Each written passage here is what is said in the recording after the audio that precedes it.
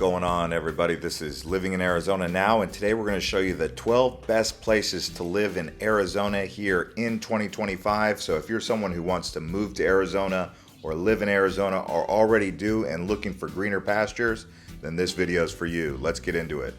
First up, we're taking a look at Lake Havasu City with a population of 60,000 people, famous for the actual lake, Lake Havasu, and the London Bridge, which was actually relocated from England, as well as being located along the border with California. So it's a popular boating and recreation area for people from both California and Arizona coming out here in the spring and fall months. It does get a bit hot during the summertime. Sometimes it's a bit intolerable, but other than that, Lake Havasu City is a great place with casinos. If you go north, you got Bullhead City. If you go a bit south, you have Parker. The housing market basically exploded over the last 5 years, and an average median home price is around $515,000, although it is coming down a bit. As with many of these places, before you actually move there, you should visit first, maybe even spend a couple days seeing if you like the vibe of the towns. Now here we are in Scottsdale, known as the West's finest city, actually, with a population of around 250,000 people. The average median home price is about $900,000. It is starting to come down a little bit, but don't hold your breath. Scottsdale continues to be one of the highest real estate markets and highest prices in all of Arizona. The only other one that's a little bit more expensive would be Paradise Valley and Carefree. They do have a small airport, as you can see right there. That's the Scottsdale Airport. And as you drive around, you'll see it's fairly green considering we're in a desert. They've got lots of golf courses out here in Scottsdale. Really, if you're a golfer, you probably want to live in Scottsdale. No better place in Arizona for people who love to play golf. I actually grew up along Scottsdale Road and Dynamite, so I know Scottsdale quite well, and it's boomed over the years. It's always been prestigious though. Also, if you're looking for more of a cosmopolitan feel, you can find that around Scottsdale Fashion Square. Now we're headed up to north central Arizona. This here is the Verde Valley. In the Verde Valley, you're going to have Cottonwood, Clarkdale, Cornville, even Sedona to the far north if you want to include that, Oak Creek Village, as well as Camp Verde. And this whole area right here, very interesting place. You got the Verde River that goes right through it. Population here is around 70,000. It's not growing too fast, but it is growing in the whole area.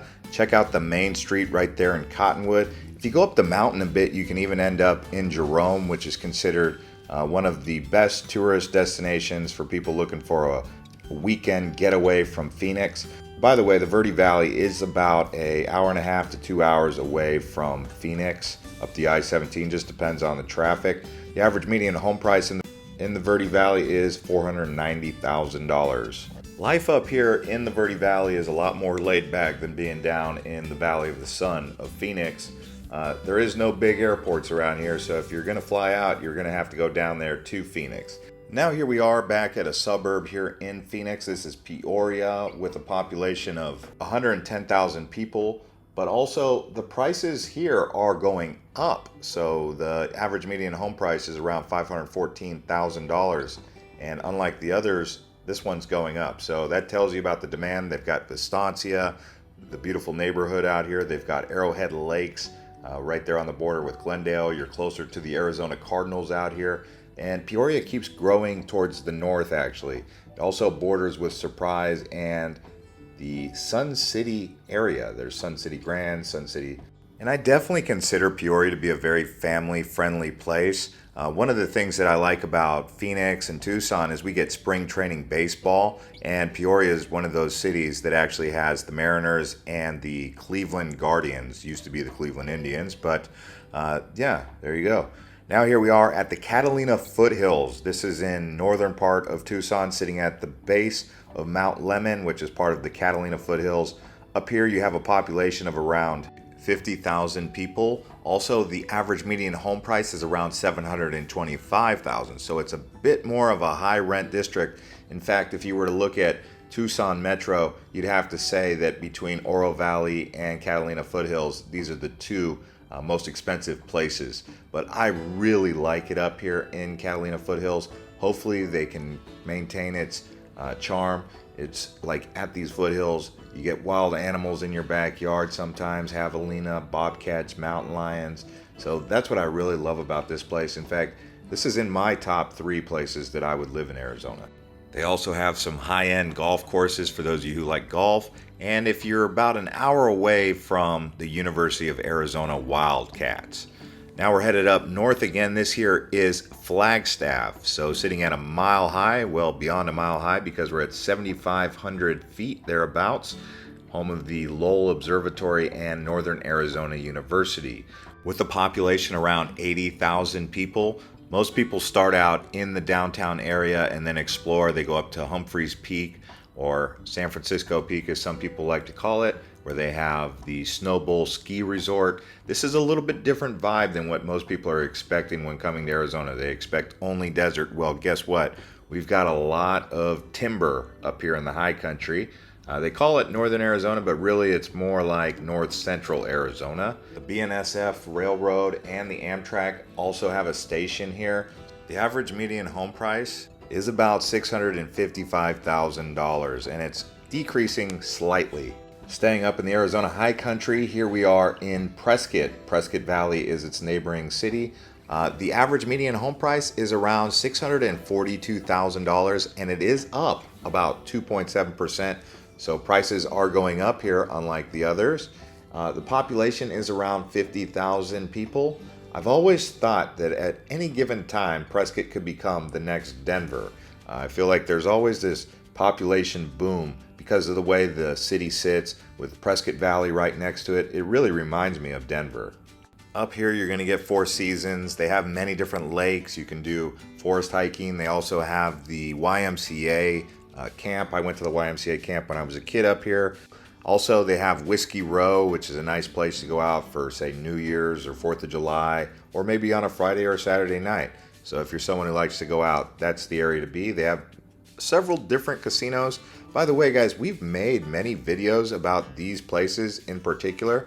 Just go to our homepage and search our video catalog and binge watch. Now here we are at Chandler. So the main neighborhood here is probably going to be Ocotillo, located next to the Intel building.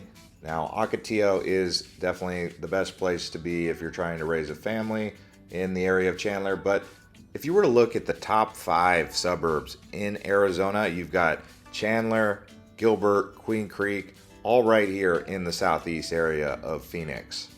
With a population of around 280,000 people, it is one of the larger cities and suburbs in Arizona. The average median home price, $535,000, and it's going up. It continues to go up, actually. I would say this is where you're going to get a good investment. Reasonable pricing compared to other areas, and you can almost guarantee as the market stabilizes, Chandler will continue to hold its value long term. Right next to Chandler is going to be Gilbert with a population of 275,000 people. The average median home price in Gilbert is around $630,000. The benefit of being in Chandler over Gilbert is it's closer to the city center where downtown Phoenix is, and the benefit to being in Gilbert is it's further away from downtown Phoenix. So it just depends on how you view things.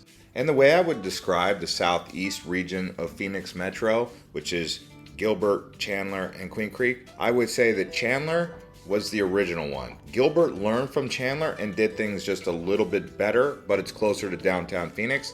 And then Queen Creek learned from Gilbert and Chandler, but it's even further away from downtown Phoenix.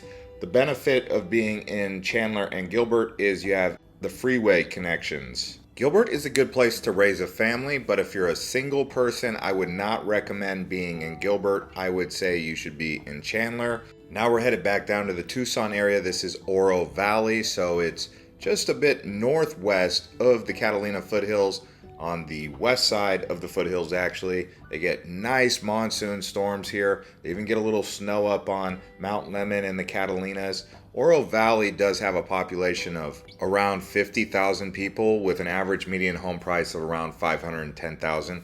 Again, I would say this is another one of those cities where you can get a good investment right now because long-term Oro Valley is going to continue to go up in prices assuming the markets stay stable. So anyways, if you guys really enjoyed this video, let us know in the comments. Turn to the community for answers, because a lot of people are going to comment leaving their opinions about some of these picks that we chose, as well as their favorite places to live in Arizona. So definitely go through the comments and or leave a comment yourself letting us know your opinion on the best places to live in Arizona. We love hearing from you. Thank you to all our subscribers, and we will see you on the next one from Arizona. And if you love watching videos like this, you can watch our 88 best things to do in Arizona, as well as our best weekend getaways video. I'll put the links here at the end.